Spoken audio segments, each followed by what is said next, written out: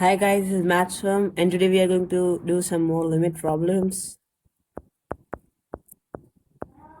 I recommend that you do as many limit problems as you can, as they are the basis of differential calculus and just the opposite is integral calculus. So these are the basics of calculus. I'll start with the trigonometric limit this time. Yeah, the limit as x approaches pi by 2 of sine x is how much?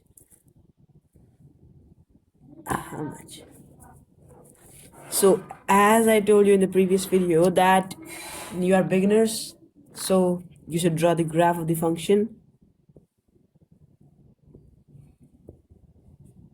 That's what the graph of sine x looks like. But pi by 2 is somewhat here. This is pi by 2.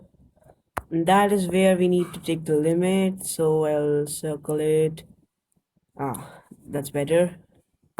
This is pi. Then comes 3 pi by 2 and so on. We don't need to go too far. Yeah, so here I'll draw a proper zoomed in graph. This was just to give the intuition. This is the better graph of sine x, and I'll just draw one branch. Yeah, the pi by 2 is somewhere here. Now we want x to approach pi by 2. I'll switch colors for a while. Let this be the point. Say A. So we push this A to the left, or let this be a point. We push this to the right till it's as close to pi by 2 as it can be. So first it will come here, then here, then here, then here. This one here, then here, then here. Ultimately, it will be ultra close to this pi by 2. Then we examine the value of the function. So now the value at this point is this much. After this is this much. Then we move further to the left. It's here, then here, then here. When it's just right or left of the line, the value is around 1. You know the graph of the sine function. The value of sine fluctuates between 1 and -1. So the sine value of sine at pi by 2 is 1. So the answer to this limit problem is just 1. The limit as x approaches pi by 2 of sine x is 1. So as we get this time, sometimes the value of our function at this point is equal to value of our limit as x nears this point. So that is a special case where the function is continuous. We'll discuss continuity of a function in one of my next videos. Right now we'll continue with limits. So let's take another limit problem. And now the limit as x approaches 3 of, let's say, x squared minus 6x plus 9, 9 over x squared minus 9. So let's first check the value at x is 3. Suppose this was a continuous function, so our value would be correct. So let's check it. We substitute the value of 3.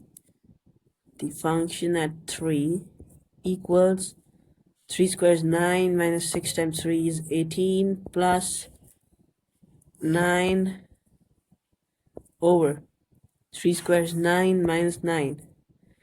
That is 0 over 0. So that's bad luck now. So we need to have some other way of solving the problem. Let's look at these two polynomials. So this factorizes out to be, if you see carefully, this is x minus 3 whole squared, and the bottom one is x plus 3x minus 3. So I write it here, x plus 3 times x minus 3. So while we take the limit of this function, we can take the limit of this function as well. So we take the limit of this function, and now we have a new problem to solve. So our new problem, I write here the limit as x approaches 3 of x minus 3 times, I write it like this, x minus 3 times x minus 3 over x minus 3 times x plus 3. X plus 3, yes. So this is our new problem. The answer to this problem is the answer to our original problem. Now x approaches 3. Here, this is x minus 3 is at the top and at the bottom. I highlight these, x minus 3 and x minus 3. This might be of some use, but if we substitute 3, then 3 minus 3 over 3 minus 3 is again 0 over 0. We can't cancel these out if we put in 3. So what we'll do is, we'll not put 3, as x approaches 3 but x is not equal to 3. I am telling you to remember this again and again. X is not equal to 3. So if x is not equal to 3, we can cancel these out. That makes our task a lot easier. So we have redesigned our question in a new way now. I'll switch color, say take brown. So this is our new question. The circle in brown. The limit as x approaches 3, 3 of x minus 3 over x plus 3. Now we know that this function is continuous at this point, or you can say when it's continuous, it is just continuous when the value is defined. That is, you can say the elementary definition. The function must not be written in pieces like x, the value of function is x when a condition, 0 when some condition, another value is some condition, like that. It should not be like that. That's the first thing. And the second thing is that it should be defined at that point. So that's, you should understand that for now, and in the next video I shall discuss continuity so you'll understand better. So if we put in 3, we get a finite value that is 0 over 6. 0 over 6. So this comes out to be 0. Our answer, I think that's our answer. Yeah, that's the correct answer. So that is how we tackle some of the limit problems. Now I think we are trying to do one more.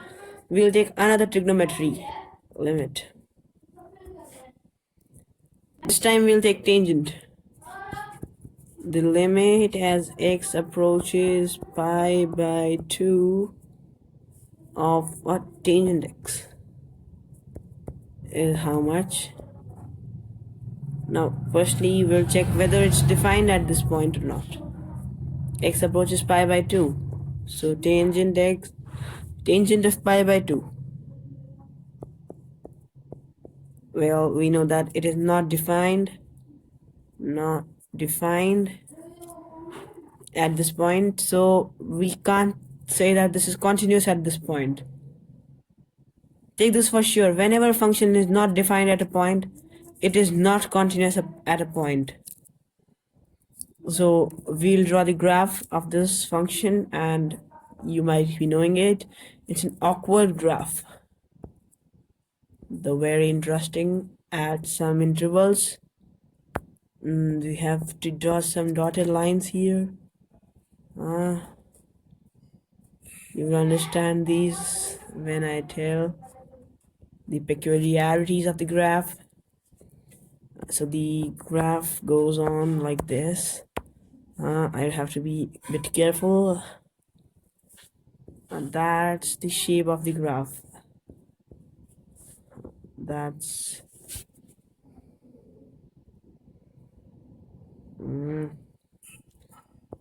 I have to erase this line. I'm sorry.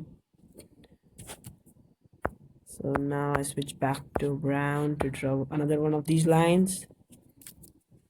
So this is our second line of this kind.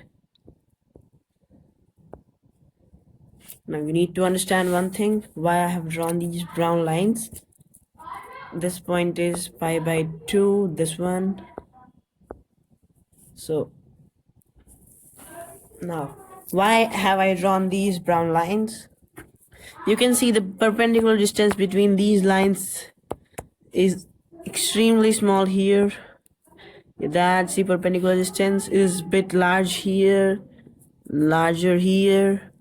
So this perpendicular distance, this approaches 0 when our x approaches some value, say k, and in this case k is pi by 2, or where y approaches infinity. So when we take y up to approach infinity, the graph moves up and up and the perpendicular distance between them reduces, but it never reduces to 0. That means that the graph never touches this line, it just goes closer and closer and closer to it. But for sake of convenience, we take that these two lines meet at infinity. So this kind of a line is known as an asymptote. So I write it here, asymptote. So there's our asymptote. So this at pi by 2, we have to take the limit. So we take this one point and we push this leftward, and this point push this rightward. Now till this approaches this pi by 2. So this is our pi by 2, we need to approach this point. So as this point approaches pi by 2, the value of a function, as you can see, approaches minus infinity. So here's minus infinity. I write it in a clean space, minus infinity. But we encounter a problem. We have another branch of the graph that just tends to pi by 2. We push this to the right. So our function attains value which is equal to infinity.